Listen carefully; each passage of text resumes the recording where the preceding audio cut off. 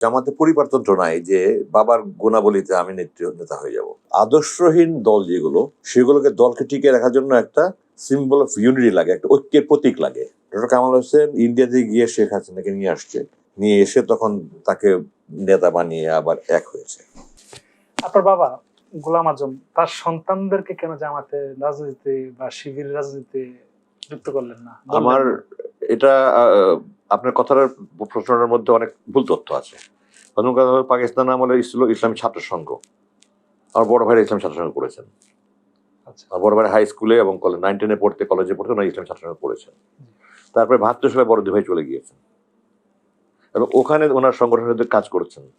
আমার বড় ভাই এখন না, সেই আজকে থেকে 35-40 বছর আগে উনি সমস্ত ইউরোপের যত ইসলামী সংগঠন আছে সবগুলির উনি হেড অফ ট্রেনিং ডিপার্টমেন্ট, এবং উনি এখনো লন্ডনের 3টা মসজিদে উনি 3 শুক্রবার জুম্মা পড়ায়।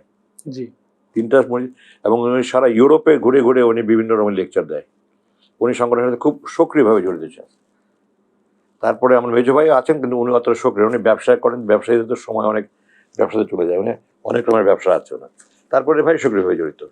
আমার ভাইরা, আমার ছোট দুই ভাই, তারা এখানে শিবির করতো, তারা শিবিরের সদস্য ছিল। আচ্ছা, তারা শিবিরের সদস্য ছিল, তারা ফুলকুড়ির পরিচালক, নারাটি সাইমুম নাকি ফুলকুড়ি, এগুলো পরিচালক ছিল। তো তারা, আমার ছোট দুই ভাই, আমি তো সেনাবাহিনীতে ঢুকে গেছি। আমার ইমিডিয়েট বড় ভাই যিনি, উনি এখানে লেখাপড়া করে উনি ইংল্যান্ডে চলে এসেছে, উনি সংগঠনের সাথে এখন জড়িত আছে। বাংলাদেশে থাকে না দেখে জামাতের সাথে সরাসরি যুক্ত নয়, কিন্তু ওখানে যারা ইংল্যান্ডে আছে দাওয়াতুল ইসলাম, যারা জামাতপন্থী বাংলাদেশিরা আছে, তারা প্রথমে 71-এর পরে যেটা ইউকে ইসলামী মিশন পাকিস্তান আমল থেকে ছিল, ওরা জামাত, প্রো জামাত যারা আছে, বাঙালি অবাঙালি সব মিলে ছিল।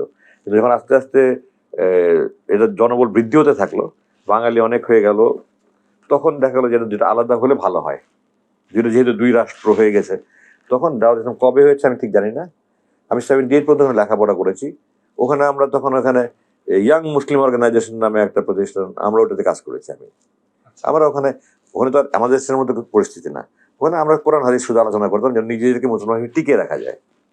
বৈরী পরিবেশে আমরা প্রতি রবিবার আমরা বসতাম, কোরআন হাদিস নিয়ে আলোচনা করতাম। ওয়াইএমও, আমার বড় ভাই প্রতিষ্ঠাতা সভাপতি ছিল। তো সবাই দেশে না হোক বিদেশে হলেও তারা কম বেশি জড়িত আছে, এবং কয়েকজন খুব অ্যাক্টিভলি জড়িত আছে। কিন্তু জামায়াতের যারা নেতৃস্থানীয় যারা আছেন, আপনার বাবা থেকে শুরু করে যারা আছেন, তাদের পরবর্তী প্রজন্ম, মানে আপনারা যারা সন্তানরা আছেন, তারা তো নেতৃত্ব স্থানীয় অবস্থা যেতে পারেন না। এখানে আমি বলি, আমি প্রথম কথা হলো, জামাতে পরিবারতন্ত্র নাই যে বাবার গুণাবলীতে আমি নেতা হয়ে যাব। আপনি দেখেন অন্য সব বিএনপিতে দেখেন, ম্যাডাম জি এসছে, তারপর ছেলে, এবং পরবর্তী ধর আরো কেউ আসবে। আওয়ামী লীগে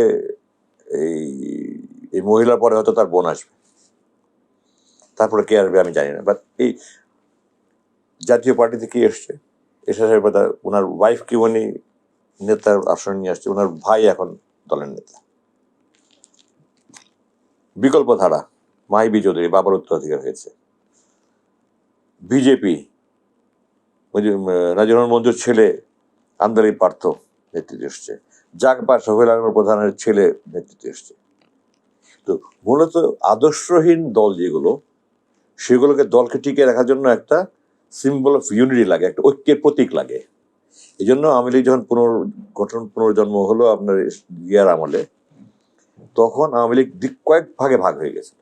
ডক্টর কামাল হোসেন ইন্ডিয়াতে গিয়ে শেখ হাসিনাকে নিয়ে আসছে, নিয়ে এসে তখন তাকে নেতা বানিয়ে আবার এক হয়েছে। তো যে সমস্ত দলের আদর্শ নেই, সে সমস্ত দলের একটা ঐক্য প্রতীক হিসেবে তারা পরিবারতন্ত্র করে।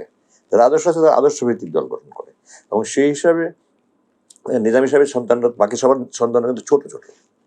আমার আব্বার সাথে, আব্বা যখন পূর্ব পাকিস্তান জামাতের আমির 69-এ 54-এ শুরু করেছেন, তখন কিন্তু নিজামী সাহেব তখন ছাত্র।